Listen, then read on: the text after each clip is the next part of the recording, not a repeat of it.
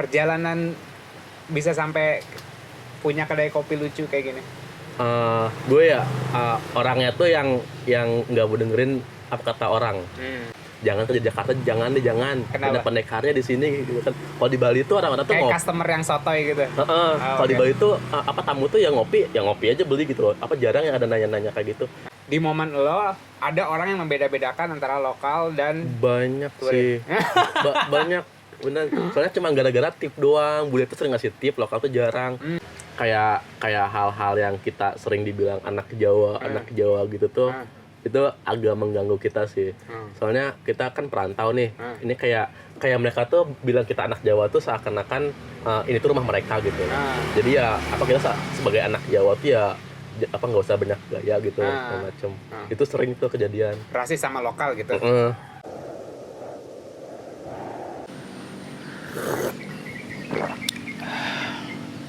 Hai folks.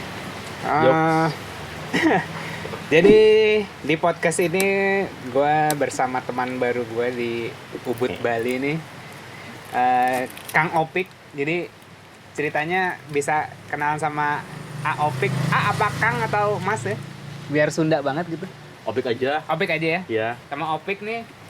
Jadi karena gue orangnya suka explore kalau misalnya baru pindah ke tempat baru, gue explore kenalan sama lokalnya. Terus sebenarnya sebelum ke kafe lo, gue ke kafenya Mak Yaya. Wah, ada soto Betawi nih gitu kan. Wah, ini orang Jakarta ya udah ngobrol-ngobrol. Ondel pelangnya. Ya, ondel pelangnya. Terus jalan ini di Ubud nih, sekitar Ubud kan enak jalan-jalan kan. Terus aku nanya ke Mbak Yaya, ke Mak Yaya ya. Mak, ngopi di sini mana? Tuh ada tuh gitu. Pas lihat, wah gila, kafenya bambu-bambu gitu.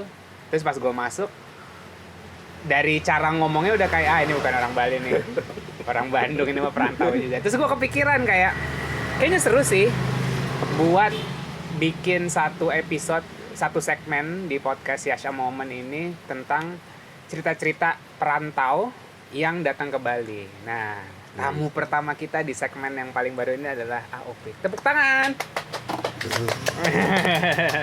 Pertama banget beneran. Pertama di segmen ini. Saya kepikiran kayak segmen kayaknya kalau episode aku udah berapa episode ya ada. Tapi di Bali mah nggak pertama kan. Yang pertama kan si Breeze. Kemarin itu pertama tuh yang kemarin. Iya, Breeze yang pertama, dirimu yang kedua. Kenapa lo sampai sini? Coba ceritain kenapa lo bisa sampai sini. Pertamanya sih nggak niat mau pindah ke Bali atau kerja sih nggak. Pertamanya dari kelas 2 SMA tuh pengennya mah jadi TKI ke Jepang. Oh gitu. Paman gue tuh kan ke Jepang kan, terus 5 tahun, terus balik-balik beli rumah, beli mobil. Asik juga nih. Pokoknya terus mikirnya tuh ya nggak bisa lah kerja berpuluh-puluh tahun di Indonesia, gaji UMR, pengen punya rumah, pengen punya mobil nggak bisa. Jadi ya udah pengen kayak paman gue sih ke Jepang gitu.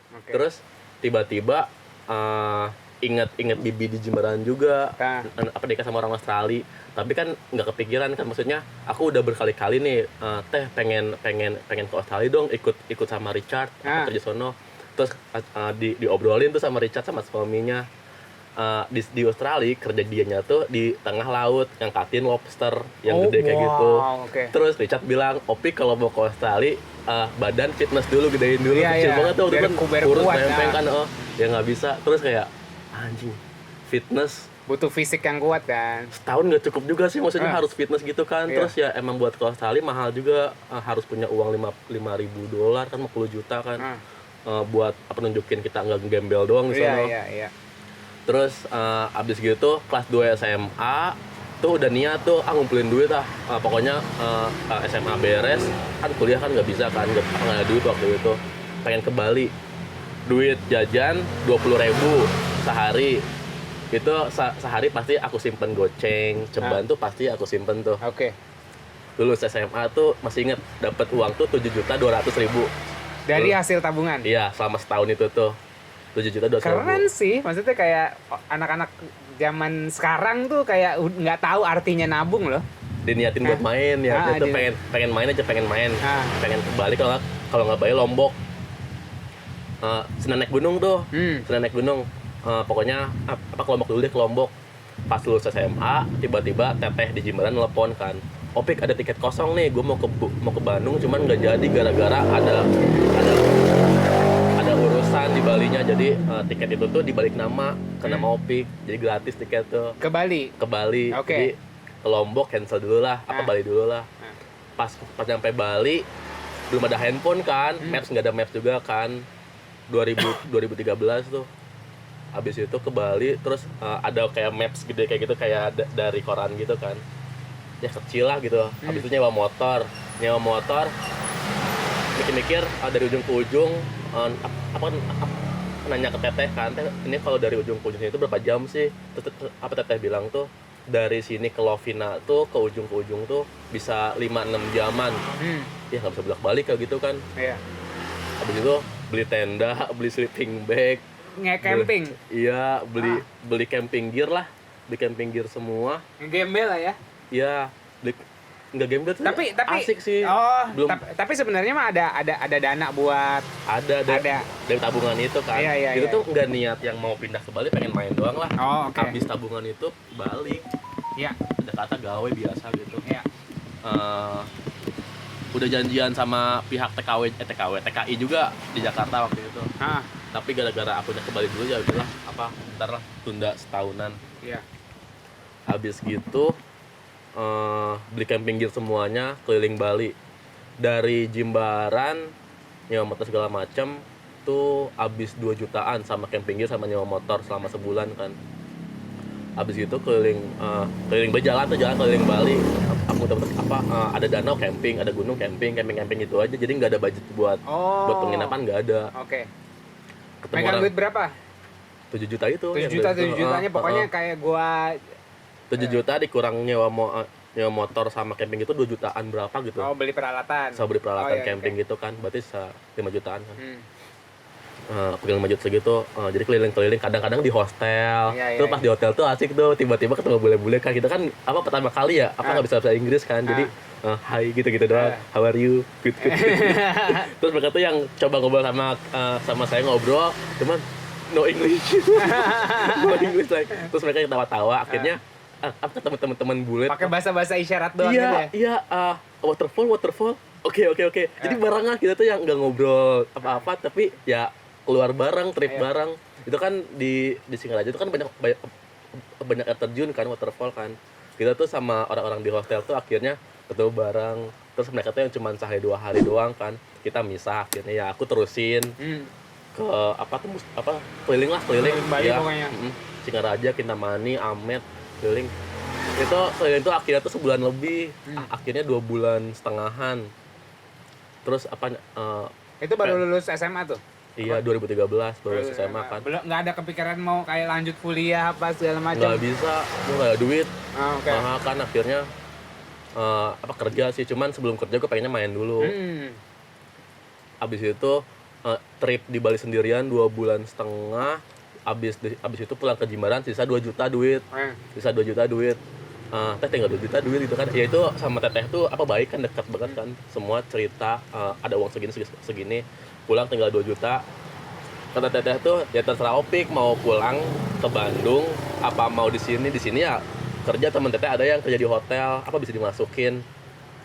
Terus mikir-mikir seminggu tuh nelpon ibu kan, mama ya balik lah gitu kan, maksudnya ya, pasti orang tua protektif kan pengen anaknya. Abis itu Opik kerja dulu di sini nyobainnya setahun, betah sampai sekarang. Jadi waktu itu sih tiap tahun pulang sih, tiap lebaran sih.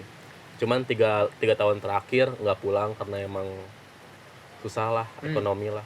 Nih, anak-anak Jakarta, entah itu umur belasan sampai umur 30-an kayak gue, nggak sedikit yang kayak gue pengen stay di Bali, gue pengen dan terbukti kayak gue baru 2 minggu di Bali, terus gue upload gue lagi dari Bali, terus kan pada nanya stay apa liburan dulu, gue stay gitu. Pada nanya kayak apa yang harus dipersiapkan, gue harus gimana, gue harus gini gitu. Kayak emang plan lo apa? Plan gue gini, oke, good. Pokoknya setiap apapun plannya gue bilang good, karena kayak nggak ada bad plan, nggak ada good plan, jalan aja gitu kan. Kayak cerita lo ini kayak nggak di planningin. Nah, kan banyak nih orang yang kayak takut takut melangkah. Nah saat itu lu ada ketakutan sendiri gak kayak aduh ntar gue di sini terbengkalai apa gimana gitu? Enggak sih sama sekali sih ya, emang dari SMA senang main kan, senang naik gunung gitu kan. Terus orang tua kan di Jakarta, jadi dari kelas 1 SMP tuh gue udah pindah ke Bandung, bokap nyokap masih di Jakarta, jadi emang udah biasa nggak sama tinggal bareng orang tua. Terus di Bandung juga tinggal sama nenek, tapi guanya yang layap terus, naik gunung 3 hari 4 hari baru balik. Jadi kalau buat perasaan takut sih enggak sih, malah kayak excited, malah kayak senang. Jadi harus cobain lah, jangan sampai enggak gitu kan, mumpung masih umur segini. Ntar kalau udah nikah gitu kan susah kan. Nah sekarang lo bisa dibilang setidaknya udah punya dalam tanda kutip sawah sendiri lah. Ini sawah lo kan, ini sawah lo kan buat lo ini sendiri, bukan kayak kerja sama orang gitu. Enggak. Gue percaya sekecil apapun usahanya, di saat itu adalah usaha lo sendiri. Gue nggak mau membanding-bandingkan sih, tapi maksudnya kalau dari perspektif gue lebih apa ya, ngerjainnya lebih ikhlas, lebih senang daripada kerja sama orang gitu. Bisa cerita gak kenapa bisa, maksudnya kayak perjalanan bisa sampai punya kedai kopi lucu kayak gini? Gue ya orangnya tuh yang nggak mau dengerin apa kata orang. Jangankan orang tua aja kan apa nggak gue dengerin. Terus pas kerja di hotel tuh kan ada manajer segala macam kan, ya manajer bilang ini ya yang buat gue masuk akal gue kerjain sih, yang enggak sih. Terus di hotel dulu tuh banyak banget apa dibilang ya, kalau sama bule ya harus gini, kalau sama lokal harus ya beda gitu loh. Beda-bedain. Ya enggak lah, maksudnya itu kan tamu kan ya. Tahu bayar tuh. Ya apa gue samain lah. Iya. Gue lakuin sama lah. Terus pas zaman itu kan aku kan di room kan kayak di mana lokal lah, apa cepet-cepet aja, buru-buru aja, apa asal aja. Jangan lah gitu maksudnya. Terus kalau gitu. Kalau apa ya? Berarti ini truth apa ya, kayak apa ya? Ugly truth ya? Iya. Ugly truth bahwa staff tapi nggak semuanya ya, kita nggak generalisir, tapi di momen lo ada orang yang membeda-bedakan antara lokal dan banyak sih. Banyak bener, soalnya cuma gara-gara tip doang. Bule tuh sering ngasih tip, lokal tuh jarang. Ya kan bayar juga ya, terus kan ada tax and service kan. Tuh service itu kan berarti kita harus service kan. Apa yang nggak ada tambahan, cuman ya nggak bisa dibedain lah. Terus yang ya bule yang emang sama aja, yang apa nggak spesial lah. Cuman banyak orang kita lihat bule itu spesial sih, sayang sih. Soalnya bulenya sendiri juga kalau diperlakuin spesial tuh agak aneh juga mereka. Dia pengennya sama aja. Pengen sama aja, orang sama orang juga. Terus sebenarnya mereka tuh yang nggak kayak amat. Orang di sana tuh ada yang pembantu, ada yang kerja uang ledeng lah segala macam. Sama aja, cuma beda gaji doang. Mata uang. Terus dari kayak behavior lo yang nggak suka dengerin kata orang itu membawa lo ke zona nggak nyaman. Ke zona nggak nyaman. Di tempat kerja itu yang apa diomongin, yang lelet segala macam. Ya nggak bisa lihat sih, ada CCTV kan, lihat aja CCTV. Ya gue mah pengen kerjaan beres, servis bagus, bersih segala macam. Ya udah itu kan apa, servis buat customer, apa puas lah gitu loh. Abis tuh 3 bulan tuh gak enak banget tuh didiemin, yang diomel-omelin. Karena lu kayak beda. Dibilangnya tuh anak jauh, dibilangnya sama situ. Anak jauh gitu kan. Ya nggak enak sih. Abis itu minta pindah ke restoran kan. Ya emang asik juga lihat restoran, lihat kitchen, lihat bar, asik juga. Akhirnya minta, terus kebetulan ada yang resign di kitchennya itu baru masuk. Dari situ udah mulai kayak kita kerja tuh ya pakai speed, pakai tenaga, pakai keringat. Kalau di room kan kita ya pelan-pelan nyantai ya, ada jam-jamnya gitu kan. Sebelum jam 12 nih ada yang check in nih, berarti kita udah spare waktu dari jam 8 tuh 4 jam cukup lah, nyantai lah. Itu pelan-pelan, apa bersih, apa rapi semuanya. Kalau di kitchen kan nggak di kitchen. Di kitchen nih pagi-pagi jam 6 udah prepare semuanya. Kalau pas rame abis ya kita harus prepare lagi, nggak prepare sama head chef mati gitu kan. Di kitchen tuh udah mulai enak lah, semuanya rata, nggak bisa yang kurang sedikit, itu nggak bisa, harus konsisten kan soal ingredients, rasa-rasa segala macem. Nggak apa-apa kalau ada tamu layanin aja. Aman. Oh bukan, oke. Bukan. Nah, jadi sebenarnya kalau oke, kita ini belum selesai ya, tapi gue coba part by part gue coba kasih feedback. Iya. Lu ngeliat gak behavior orang yang gini? Orang tuh udah mulai kerjanya nggak bener kalau dia nggak produktif, gitu. Kayak kalau kebanyakan gabut malah sebenarnya itu apa ya? Lama-lama jadi racun buat diri kita sendiri. Racun banget sih. Racun banget gabut tuh sebenarnya. Pertama skillnya nggak dapet, terus kebiasaannya ya kebiasaan buruk yang didapat kan. Penyari distraksi gitu. Iya. Entah gosip apa segala macam. Iya, jadi jelek sih. Nah. Racun sih. Oke, terus udah mulai anggapannya dapet tempat yang suportif untuk pengembangan lo, gitu kan? Ya kan, lo suportif untuk lo berkembang. Ya. Terus? Tapi kan lo tahu kitchen lebih killer. Kenapa lo milih yang lebih killer? Gue dapet sesuatu kan. Kalau di room kan ya bersih-bersih doang. Ya udah dapet lah 6 bulan lah. Terus di kitchen kan gue kan nih belum nggak ada basic masak nih. Di kitchen tuh dapat basic masak. Oke. Terus lo nggak peduli killer apa nyaman nggak nyamannya nggak. Yang penting apa yang bisa gue gain dari situ. Justru yang nggak nyaman tuh yang bikin kita naik sih. Maksudnya bikin punya sesuatu gitu loh. Kalau nyaman-nyaman aja ya itu aja. Yang dapat apa-apa. Oke. Kalau nggak nyaman kayak di kitchen kan banyak banget apa jelek-jeleknya, cuman itu positif sih, soalnya kayak lelet, kayak cepet itu kan ya buat kita bikin speed. Iya. buat cepet lebih cepet aja kan. Terus kalau kita biasain dari hari ke hari ya lama-lama udah kayak biasa aja, jadi nggak kayak aduh kecepatan level, jadi malah biasa aja. Iya biasa aja, padahal cepet, cuman ya biasa aja, udah biasa. Itu positif tuh, nilai plus tuh. Ya bagus juga kalau lo ngelihat itu sebagai nilai yang positif. Ada juga yang kayak dikasih challenge terus kayak ya udah aja stuck sama gaji UMR kalau gitu. Jangan pengen naik gaji lah. Tapi memang dari fondasinya lo punya modal, karena fondasinya adalah lo suka bergerak, lo suka explore, lo suka adventure gitu. Sebenarnya satu sisi objektif gue ngobrol-ngobrol gini tuh gue kayak mau kayak ngomporin anak-anak kota nih, kayak aduh keluar deh gitu. Bukan maksud kayak di Bali lebih baik, enggak gitu. Kalau lo emang masih nyaman di kota ya hustling deh gitu. Jakarta keras sih. Aku Jakarta juga keras. Bar kopi Jakarta ya banyak banget pendekar tuh orang-orang yang nggak ngerti kopi tapi kalau customer tapi pengen kayak jadi barista profesional gitu loh. Ini berapa sih gramnya? Ini rasanya apa aja? Ini pendekar iya, ini suhu air tuh berapa sih gitu. Jakarta tuh banyak tuh teman-teman aku barista Jakarta tuh kayak jangan kerja Jakarta, jangan. Ada pendekarnya di sini gitu kan. Kalau di Bali tuh orang-orang tuh kayak customer yang sotoy gitu. Kalau di Bali tuh tamu tuh ya ngopi aja beli gitu loh. Jarang yang ada nanya-nanya kayak gitu. Itu sebenarnya aku lihat pendekar tuh bagus sih. Dia tuh kayak curious soal kopi kan. Tapi kata temen-temenku di Jakarta banyak yang berlebihan. Kayak barista kayak gini, salah tuh, jadi disalahin baristanya. Kan buset, barista disalahin gitu kan ya ngeri karena juga gini, sih. Karena gue pernah di sana dan gue bisa mungkin mengalami langsung gini. Kalau di balik lagi gue nggak mau comparison ya, tapi cenderung.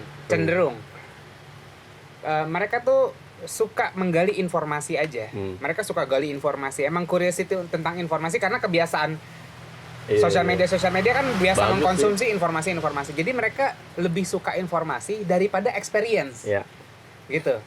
Nah, itu dua-duanya sih harusnya sih. Nah, ada yang cuman sukanya informasinya doang tapi nggak experience-nya kurang gitu. Kalau di sini kan orang-orang yang kayak experience dulu, dari situ dapat wisdom gitu. Dari situ dapat gini. Nah, di sana tuh kayak makin banyak lo punya informasi, itu tuh kayak mungkin status sosial lo naik gitu loh, kayak gua tahu segalanya. Padahal sebenarnya ya udah lo tinggal googling aja juga lo tahu segalanya kan gitu. Kayak gitu sih, mungkin karena behavior orang sana lebih suka mengakumulasi informasi aja daripada mengakumulasi pengalaman. Kayak gitu sih. Kayak gitu. I see. Nah, terus udah nih ceritanya kerja di kitchen. Udah, terus dari situ jatuh cinta sama kopi, sama food and beverage apa gimana? Sama kitchen suka, cuman buat naik jabatan di kitchen ini susah banget. Kayak dari dishwasher ke helper tuh ya apa cepet lah. Dari helper mau ke kayak jadi chef tuh buat masak sendirian tuh nggak bisa. Itu tuh nggak tahu harus gimana ya. Apa lama sih? Aku dengar dari yang seniornya itu dari helper ke sous chef kalau nggak salah, atau chefnya aja gitu. Itu tuh 2 tahun. Kan lumayan ya. Abis itu kan aku pas dari kitchen kan deketan sama bar koktail kan, sama bar koktail kan deketan sebelahan. Lihat bar koktail tuh seru juga gitu lah. Ingredients strawberry sama vodka segala macam kan asik kan ya. Terus demen mabuk juga kan waktu itu. Akhirnya nyobain lah, habis 6 bulanan di kitchen tuh. Minta ke bar restoran terus dikasih ada nggak desain sih, cuman pas rame butuh tenaga lebih. Aku diperbantuin ke bar koktail, baru ke bar koktail jadi helper juga di bar koktail. Nggak bikin koktail, cuma kan dari helper itu kan jadi kan tahu kan, liatin bartendernya bikin apa kan. Bikin kopi juga, cuman kopinya yang mesin doang, nggak ada yang nggak serius kopi lah. Dari situ kayak udahlah kitchen lumayan banyak gitu loh, ingredientsnya banyak banget. Koktail tuh banyak, cuman nggak sebanyak kitchen, apalagi kopi sedikit lah. Fokusin dulu di sini aja dulu. Akhirnya tapi itu aku milih ke fokus di bar kopi dulu. Di bar kopi. Di 2016 bar kopi itu dari restoran itu pindah ke coffee shop. Di coffee shop ternyata soal kopi itu tuh, industri kopi itu besar ternyata, ada kompetisinya. Ikut kompetisi pertama terus kayak gemeteran lagi pas nervous gitu ya. Itu tuh kayak anjing kok bisa kayak gini gue, padahal di tempat kerja tuh biasa aja, depan orang-orang ngeliatin tuh biasa aja, cuman pas kompetisi lihat juri 4 di depan, penonton banyak, kayak kok aja kok gitu lah. Dari situ tuh padahal baru 2 bulan di kopi tapi udah ikut kompetisi. Maksudnya 2 bulan di coffee shop ya. Ikut kompetisi di terus, Hungry Bird itu? Enggak, sebelum ya di Ubud. Di Hungry Bird tuh 2019, ini 2016. Dari kompetisi itu tuh udah kayak aneh sendiri gitu, kayak kok bisa gitu. Maksudnya gue nggak pengen kayak orang-orang yang ada kan di YouTube kan, barista di kompetisi biasa aja. Gue pengen kayak gitu sih. Cuman 2 kali kompetisi, 3 kali masih gemeteran terus, kayak dari situ udah mulai terpacu sih. Maksudnya pengen tahu soal kopi lebih dalam. Itu udah booming kopi tuh? Udah, itu abis filosofi kopi kalau tahun berapa sih filosofi kopi? 2016. Akhir, di situ baru mulai ini ya. Atau 2017 awal gitu. Oke. Terus baru melanglang buana dari kafe ke kafe. Ya, jadi barista. Di coffee shop juga tuh padahal baru setahun di coffee shop ya, cuman udah sotoy guanya. Maksudnya soal customer service, soal setup bar, soal rasa udah sotoy gitu. Kenapa bisa sotoy? Apa gimana ya, salah kayaknya sih. Soalnya setahun di restoran di kopi, setahun di coffee shop, jadi udah 2 tahun di kopi. Terus pas di coffee shop tuh aku kan kayak ngulik banyak kan, nonton kompetisi, ikut kompetisi, terus temenan sama juri-juri segala macam kan, temenan kan. Terus yang kayaknya yang gue dapat ilmu dari mereka tuh yang nggak kayak gini. Terus tiba-tiba kok owner atau manajer di coffee shop gue tempat kerja kok yang nggak tahu apa-apa, cuma punya duit buat modal bikin coffee shop doang, kok sotoy gitu loh. Akhirnya yang gue lawan kan, maksudnya yang enggak lah, salah lah. Maksudnya kalau sama kata mama ya relax aja, yang nggak usah harus harus enak banget ya. Kopi mah kan subjektif ya, orang kan beda-beda kan. Maksudnya nggak ada yang lidah orang kan beda-beda gitu. Terus owner kita tuh yang pengen enggak, pokoknya nggak boleh ada komplain segala macam. Saya tabat kebersihan segala macam, kebersihan. Terus aku setahun di coffee shop itu, seniornya cabut, terus yang punyanya malah ambil head bar kopi yang baru. Terus aku tanya-tanya ke head bar yang baru kan, sebelumnya di mana sebelumnya? Cuma di restoran. Terus udah aku tanya kan, biasalah udah menang kompetisi apa gitu, nggak pernah. Terus cuma gara-gara dia S1. Iya. Terus tiba-tiba langsung ke head bar kopi. Ya udah nggak apa-apa lah, maksudnya emang pintar kali, udah sarjana lah. Terus jalan sebulan 2 bulan, ada tuh bahasa Inggrisnya jelek juga bahasa Inggrisnya, nggak bisa sama customer, nggak bisa handle customer lah gitu. Terus ada apa-apa aku yang maju. Terus customer komplain, aku yang maju, aku yang ngomong. Ya aku komplain lah sama si owner kan. Aku nggak pengen lah, maksudnya gaji gedean dia jauh, gajinya gedean dia. ya komplain aku kan sama owner kan, terus ya owner nggak ngasih, ya udah aku cabut. Oke. Cabut terus pindah 3 kali hampir sama kasusnya kayak gitu. Sampai yang terakhir sebelum pandemik. Berarti lo punya sentimen sendiri dong untuk sama sarjana? Punya enggak sama orangnya sih, sama ownernya sih. Sebenarnya bukan sama owner mungkin. Sama orang-orang yang menganggap S1 lebih baik daripada yang nggak kuliah. Enggak, maksud gua sama orang-orang yang menganggap ngehandle bar kopi itu gampang. Oke. Jadi kan kita butuh experience ya buat ngehandle bar yang udah ada ya, apa sama reguler yang udah ada. Itu kan gue setahun tuh kan banyak reguler terus yang pengen ketemu gua terus banyaknya kan. Yang dari awal mereka datang, gue ajak ngobrol segala macam, nyaman, akhirnya kerja di situ tiap hari, hampir yang berbulan-bulan dia reguler kerja di situ tiap hari. Kan itu tuh apa customer gue sendiri gitu loh yang gue ambil. Terus gue yang kayak nggak dihargain aja sih, nggak di-appreciate sih. Tapi itu ya udah. Terus ya dari 2018 tuh yang pengen banget buka sendiri sih. Cuman budget nggak ada. Habis itu dapet tempat ini. Apa syukurlah. Advantage apa yang lo dapatkan di saat tinggal di Bali dibandingkan nggak tinggal di Bali? Lebih memaksa kita harus kerja sendirian sih. Maksudnya kalau sebelum di Bali itu kan di Jakarta sama di Bandung kan. Lebih ngerasa ada bantuan dari keluarga sih. Jadi ya adalah nyaman lah, zona nyaman. Kalau di Bali kita sendirian banget nih. Ada bibi di Jimbaran, cuman dari tahun kedua udah nggak ada sama mereka, jadi sendirian banget, kos sendiri. Kerja yang gaji UMR belum ada servis, cuma 1,8 tuh UMR waktu itu tuh 2014. Sendirian. Itu lebih memaksa buat mandiri sih. Iya, soalnya gimana ya? Orang kalau udah duit nggak ada, ya kalau nggak balik berusaha lebih keras. Iya, lebih keras kan. Nah gue tuh yang nggak milih balik sih, milihnya yang bertahan, berusaha. Soalnya kalau balik malu sih, udah 2 tahun terus balik nggak punya apa-apa, malu sih. Dari segi orang, lingkungan, orang-orangnya gimana? Apa yang lo notice? Apa peran orang-orang yang berseliweran di hidup lo? Peran-perannya mereka. Maaf nih ya, soal orang nih ya. Kita gibah nih sekarang nih. Mungkin salah gitu ya, mungkin salah. Cuman aku sama teman-teman di sini sih semua setuju sih. Kalau sama pribumi di sini tuh beda sih. Kita ya saling menghargai lah, cuman pribuminya dari soal kultur beda, dari soal cara bicara beda, soal nada beda, yang nggak masalah sih. Cuman kayak hal-hal yang kita sering dibilang anak Jawa gitu tuh, itu agak mengganggu kita sih. Soalnya kita kan perantau nih. Ini kayak mereka tuh bilang kita anak Jawa tuh seakan-akan ini tuh rumah mereka gitu. Jadi ya kita sebagai anak Jawa tuh ya nggak usah banyak gaya gitu, macam itu sering tuh kejadian rasis sama lokal gitu.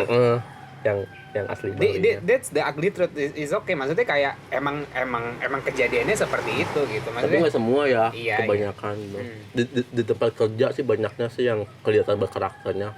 Kalau di jalanan biasanya yang kayak gitu-gitu tuh yang di tempat-tempat kerja. Tapi kalau misalnya jalanan kan jarang ngobrol juga kan. Terus kalau di pasar juga mereka yang nggak kayak kita yang senyum, ramah, pengen ngobrol gitu. Enggak, mereka tuh yang sayur bawang gitu doang. Jadi yang nggak ada tamah-tamahnya gitu, nggak ada senyumnya. Ini sayur deh gitu. nggak ada. Maksudnya ada, cuman jarang banget. Oke. Jarang banget. Jadi maksudnya untuk lu bersosial sebagai perantau, untuk bersosial di Bali berarti agak sulit untuk blend in atau diterima oleh yang lokal totok gitu ya, pribuminya. Malah sulit sih. Pertama sulit sih.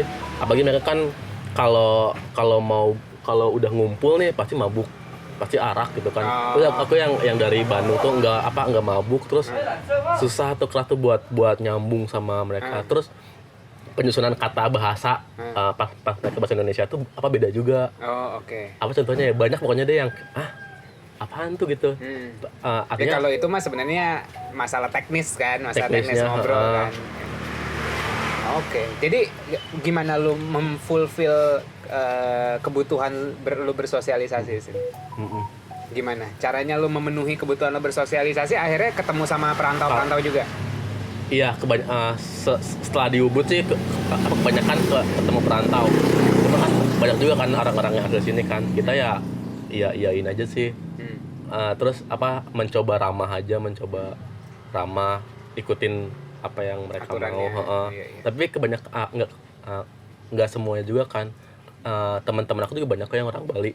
Terus asik-asik aja kok, yang nggak maksa harus minum, yang nggak teriak-teriak kalau ngomong, asik-asik aja.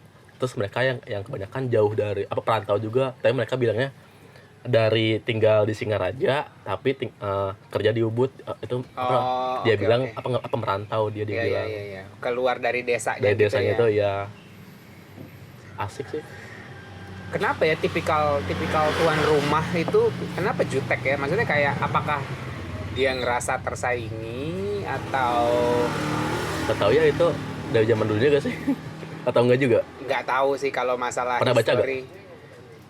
Itu kompleks banget sih masalah Bali dan tapi maksudnya satu sisi complicated, satu sisi juga indah karena maksudnya ya kita masih satu Indonesia terus kayak beda-beda gitu kayak itulah seninya gitu. Itulah seninya, perbedaannya itu seninya sebenarnya. Setuju. Kayak gitu.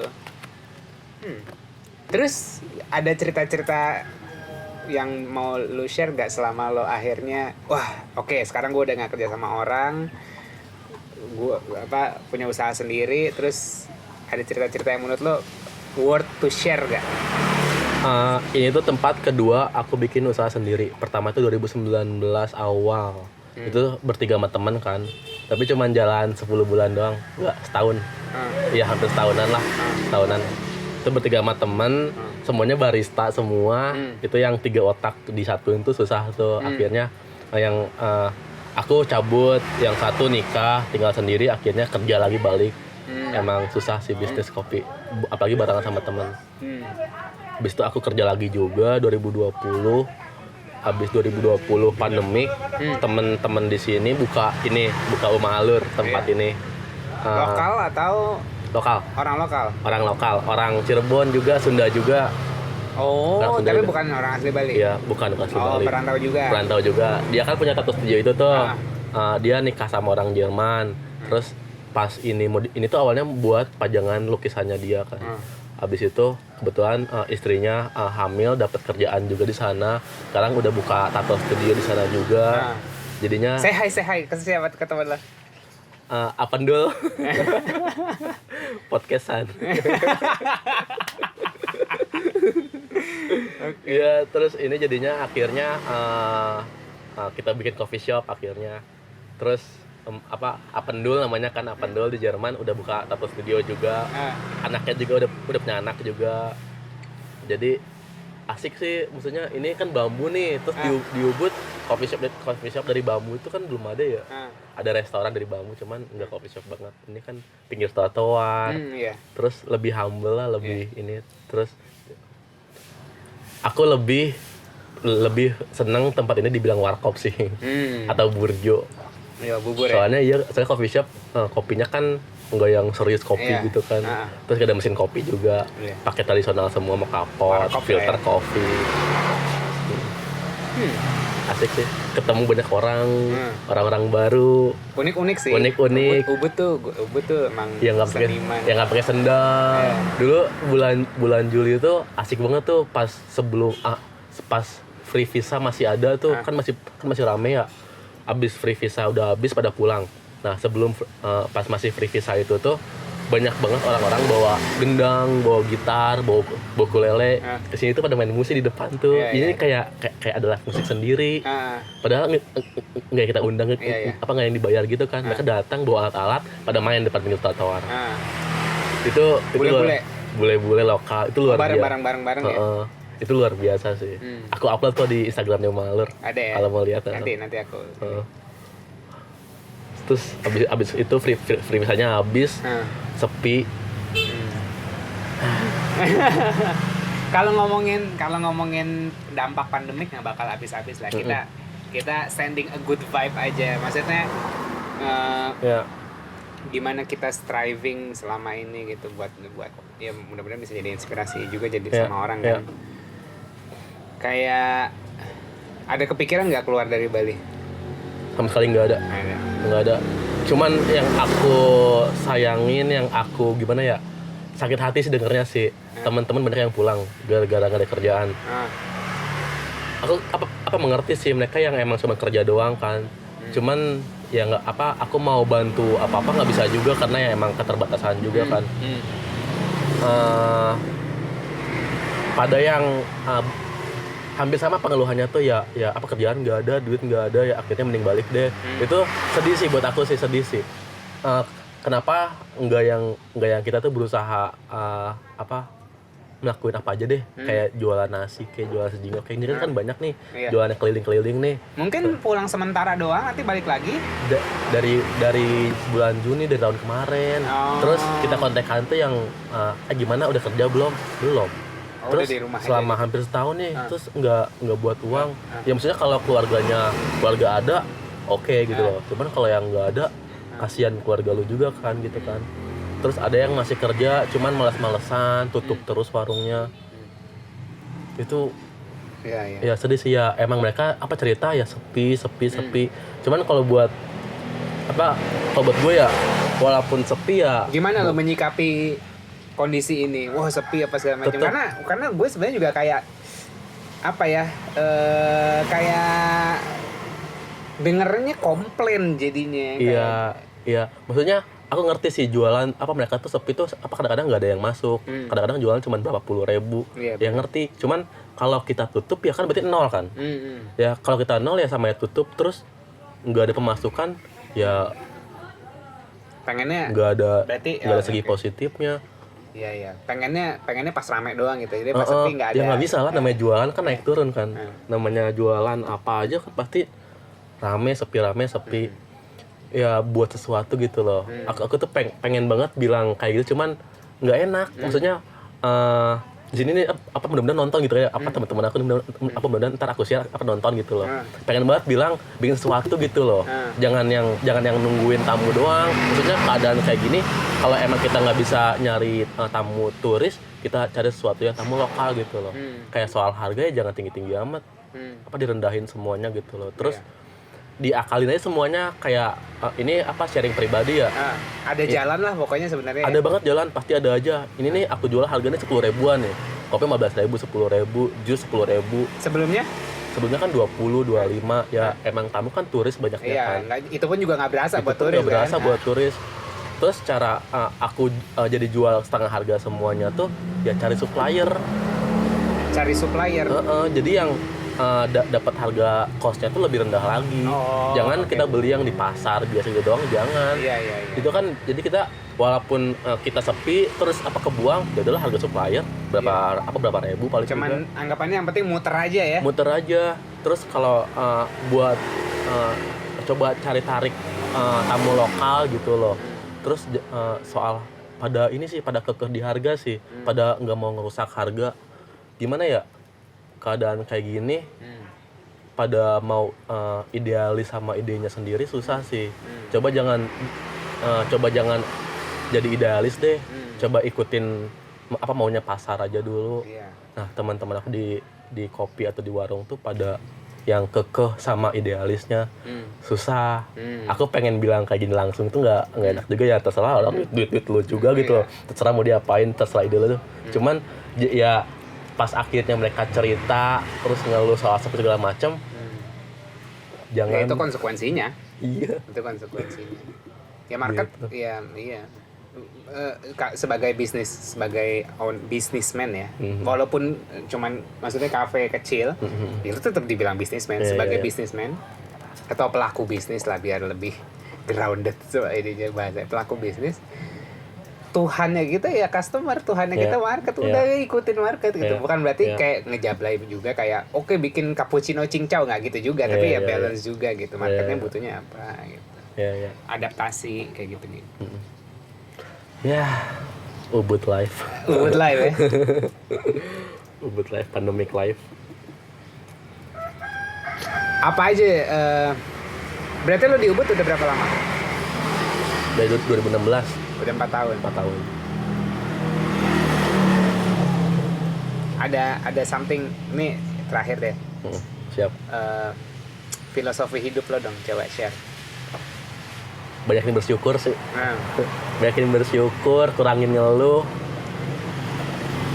Dulu pas kerja sih emang aku juga kurang bersyukur sih orangnya sih. Kayak dapat gaji banyak gitu kan, hampir 15 dibilangnya gitu lah, hampir 15. Itu kurang bersyukur tuh, kayak ada kurang aja. Padahal kalau kita bersyukur kan tabungin ya bisa lah, walaupun kita keadaan sesulit-sulit kayak pandemi kayak gini ada gitu. Pas waktu itu salah. Terus pandemik ini sih bikin aku sadar ya, sekecil apapun ya syukurin aja lah. Kita udah bisa makan, hidup, napas, itu udah anugerah sih. Kan banyak banget kan yang mau makan aja susah, mau kerja males, yang semangatnya hilang. Itu yang mau makan susah, berarti kan duitnya nggak punya kan, kerjaan nggak ada. Terus yang kerjaannya ada, semangatnya hilang. Yang semangatnya hilang, yang punya uang juga. Terus ya udah kasih aja. Yang ada semangat tapi nggak punya uang gitu. Iya, udah kasih aja yang ada semangat gitu kan, nggak bisa juga kan. Dari aku sih ya bersyukur dulu sih. Abis itu kan orang-orang kan kerja keras dulu segala macam kan. Kalau dari aku sih bersyukur dulu, baru kerja keras. Jujur nomor 1 sih, jujur nomor 1. Orang mau percaya orang kalau udah bohong sekali udah susah mau percaya kan. Jangan sampai bohong sama orang deh, apalagi soal usaha, soal bisnis. Pokoknya satu kali bohong tuh kayak pasti ada buntutnya yang lain. Pasti ada deh. Iya, pasti ada aja. Jujur, banyakin bersyukur, baru kerja keras. Nah, coba kalau ini bisa jadi platform lo untuk bermanifestasi, next step yang lo visikan mau kemana nih? Pengen punya restoran sendiri yang lebih proper sih. Makanan, minuman, clothing juga, pengen punya brand juga. Ada ini nyari investor nih kalau ada nih. Kalau ada nih, udah konsep semuanya tuh udah ada kan konsep ya, tempat, makanan, udah ada semualah, makanan yang proper, minuman proper, clothing. Pengennya itu sih. Cuman kalau sampai target ya 2 tahun ke depan belum ada investor, mungkin harus kerja dulu lebih keras, keluar. Gue pertajam lagi. Apa kemauan lo yang bener-bener tanpa kedistraksi, ada uang atau enggak? Anjing, susah itu. Nah, itu. Pokoknya nggak ada yang namanya uang. Anggaplah nggak ada yang namanya uang. Apa yang lo mau lakuin di dalam hidup? Gue pengen bantuin orang aja sih. Ini nggak ada uang nih, ini kayak ada orang jalan kayak kaki jalan kaki nih, pengen gue anterin naik motor gitu. Kayak pulang datingnya kayak gitu aja. Aneh juga sih. Enggak, ada duit. Karena gue percaya kayak gini. Ini value gue ya. Grand goals ya, goals utama hidup kalau untuk mempermudah grand goals lo, itu tuh harus sesuatu yang inklusif, harus sesuatu yang buat masyarakat, bukan yang egosentrik. Di saat grand goals lo udah kayak untuk berkembang, untuk membagikan gitu, itu kayaknya jalannya lebih mudah dibandingkan dengan makanya soalnya duit nih menurut gue distraksi. Maksudnya dia tools tapi bukan yang utama gitu. Dia tools gitu, tetap bensin lah kalau di motor tuh bensinnya. Tapi maksudnya kalau kita mau dari poin A ke poin B, duit itu adalah bensin, rupanya nggak punya duit, kita masih punya kaki. Anggapannya gitulah, jalan-jalan gitu. Jadi kayak biar visi dan niat kita itu jernih, pure gitu, itu nggak boleh kedistraksi sama duit sebenarnya. Setuju. Iya kan? Iya, pengen bantuin orang aja sih, bantuin sekitar aja. Pokoknya lo pakai motor, capek, gitu. Soalnya kotor dikit, gue bersihin semua nih, kotor dikit, bersihin sapuin semua. Oke, berarti kayak lu pokoknya pengen bantuin Ngapain masyarakat. lagi habisnya? Ya. Oke, thank you. Sama-sama. Sudah menyempatkan waktunya. Semoga teman-teman perantau menikmati perbincangan kita, atau teman-teman yang pengen ngerantau bisa ini obrolan kita bisa jadi pertimbangan. Ya. Thank you sudah dengerin sampai menit 45 ini. So, thank you Bek. Sama-sama. Ya. Sampai jumpa di video berikutnya. Yoi. Live by design, not by default. Bye.